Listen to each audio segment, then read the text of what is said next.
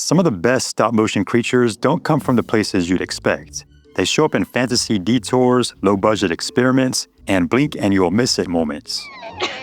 In the last two parts, we looked at some of the most underrated stop-motion monsters out there, and there are still plenty more hiding in the corners of film history. So in this part, we're digging up even more of the weirdest, most overlooked stop-motion creations ever put on screen.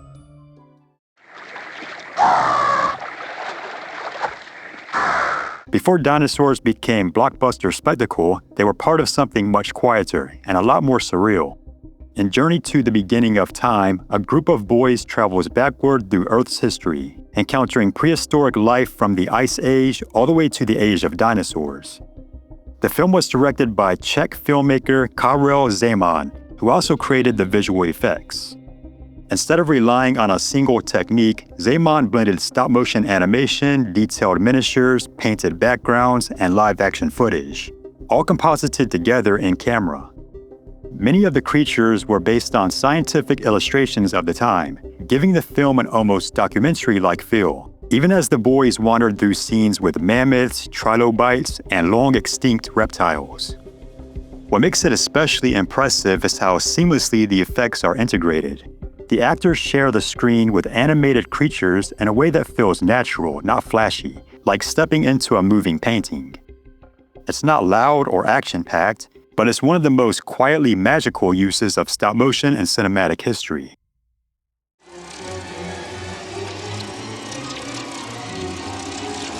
Krull is packed with strange creatures, but one of the most memorable is the crystal spider. The scene takes place inside the Widow of the Web's lair, a shimmering, otherworldly cave where a giant spider lurks among crystalline strands. Ynir has to navigate the web while the creature slowly closes in, turning the sequence into something closer to horror than fantasy. The spider itself was brought to life with stop-motion animation by Steve Archer, a protege of Ray Harryhausen, who helped to carry that classic style of creature animation into the 1980s.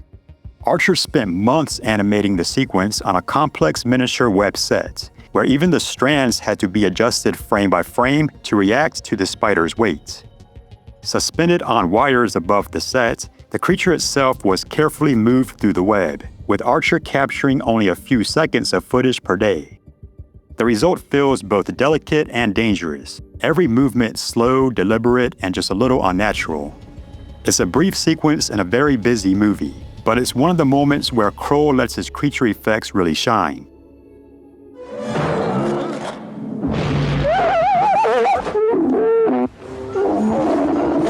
The Wonderful World of the Brothers Grimm is a fantasy anthology, but the real standout, at least for creature fans, is the fire-breathing dragon from the Singing Bones segment. The creature was designed by Wah Chang and brought to life with stop-motion animation by Jim Danforth, working as part of the Project Unlimited effects team.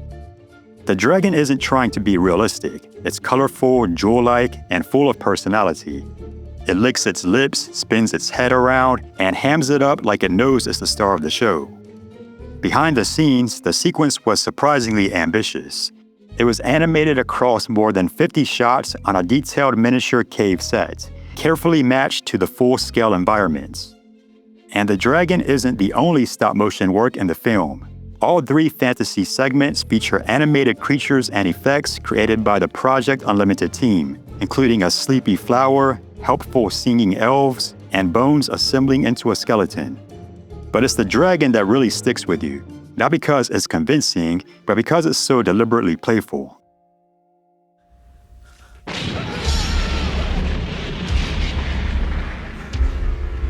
If you want a monster that refuses to stay in one shape, Zeiram delivers.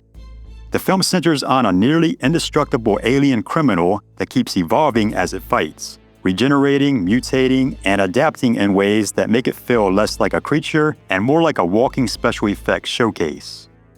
Zeiram itself was brought to life using a mix of suitmation, animatronics, miniatures, and stop-motion animation, with different techniques used depending on what the creature was doing. The stop-motion, courtesy of effects artist Kazutsugu Kosugi, comes into play during some of the transformation moments, where parts of the creature shift, grow, or move in ways that would be difficult to achieve in real time. Those sequences give Zeiram an almost glitchy quality, like its body isn't bound by normal physical rules. What makes the monster so memorable is how unpredictable it is. Just when you think you understand its form, it changes again, sprouting new appendages, reshaping its body, or revealing something even stranger underneath. It's chaotic, grotesque, and exactly the kind of monster practical effects were built for.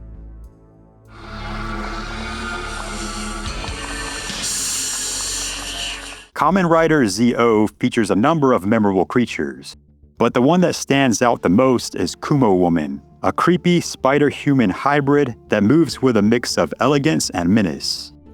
The film's creature effects were overseen by Keita Amemiya, who also directed the film and brought to life through a fairly even mix of suitmation, animatronics, and stop-motion animation.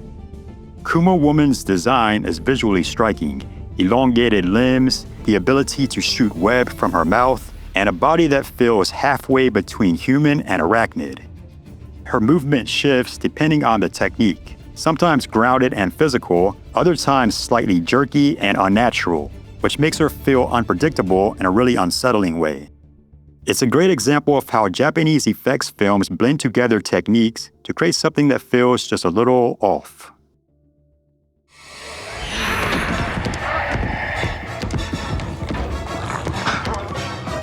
Madman is one of those movies where fiction starts bleeding into reality.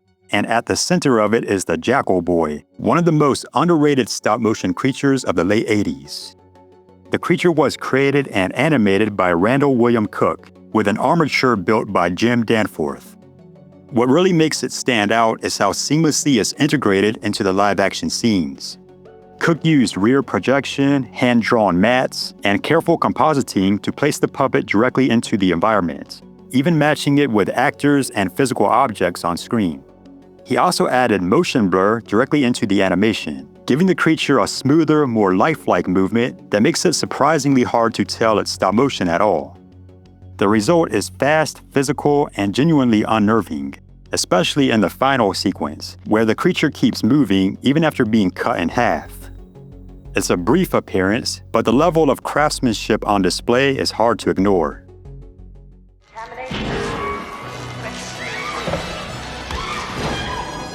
If you want pure low-budget creature chaos, Metamorphosis the Alien Factor has it in spades. The story kicks off with a lab accident that transforms Dr. Michael Foster into the Foster Spawn, a grotesque, fleshy creature with a long serpent-like neck and a body that looks like it's barely holding itself together. The monster was brought to life using a mix of stop-motion animation and other practical effects, with animators Kent Burton and Dan Taylor handling the stop-motion sequences. Some shots use a full-scale, cable-operated creature, but others switch to a stop-motion puppet, especially during more complex moments, like when the creature thrashes around or grabs a victim. In those shots, even the human characters are sometimes replaced with animated puppets to sell the interaction. And the blend of techniques gives the creature a strange, unstable presence that actually works in the film's favor. And the Foster Spawn isn't the only stop-motion creature in the movie. There's also a second, smaller monster, an odd amoeba-like creature animated by Mark Sullivan, adding one extra burst of handmade chaos to the movie. It's messy, low-budget, and completely over the top, but it's exactly the kind of film where stop-motion creativity really gets to run wild.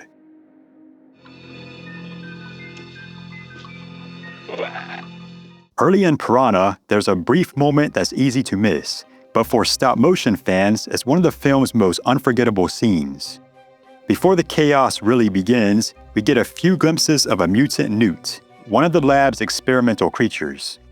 The creature was designed and animated by Phil Tippett, long before he became known for his work on films like Dragon Slayer and Jurassic Park, and is an homage to the work of Ray Harryhausen, in particular the E-Mirror from 20 Million Miles to Earth.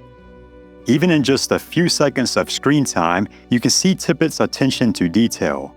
The creature moves with an almost timid personality, more curious than aggressive. It peeks out, hesitates, reacts to what's happening around it, and no one in the movie ever notices it. It's a tiny moment, but it's a perfect example of how stop motion can bring even the smallest creature to life, with just a few seconds of animation.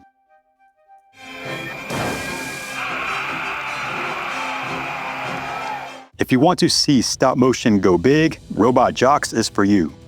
The film imagines a future where wars are settled by giant robot duels, with human pilots controlling massive machines in arena battles. The effects were handled by David W. Allen and his team, who used a combination of stop-motion animation, miniature models, and full-scale mechanical effects to bring the robots to life.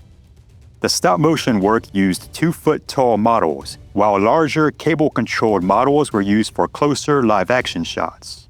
The result is a surprisingly seamless blend, with the different techniques carefully matched. What's interesting is how the stop-motion is used. Instead of dominating every shot, it appears in key moments, walking, striking, or squaring off, often from low angles to emphasize the robot's massive scale. And when it's given room to breathe, it really shines. Watching these machines stomp, sway, and trade blows has a weight and physicality that CGI rarely captures. It's clunky, it's uneven, but there's something undeniably satisfying about watching two giant robots fight it out the hard way, one frame at a time.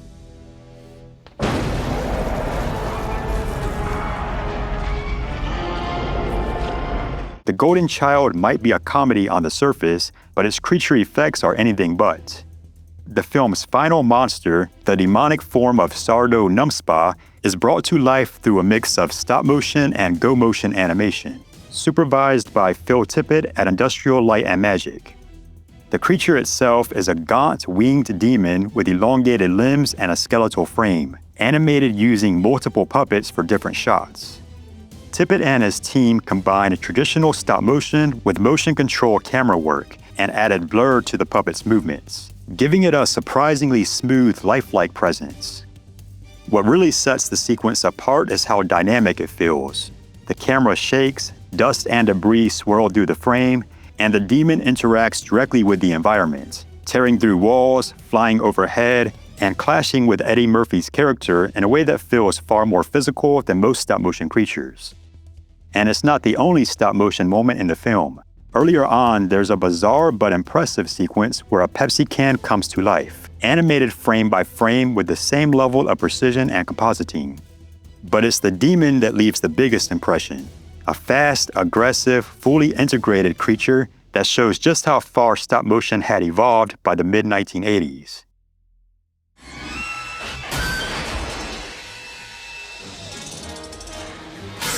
And finally, one of the most ambitious stop-motion creations of its era, RoboCain from RoboCop 2.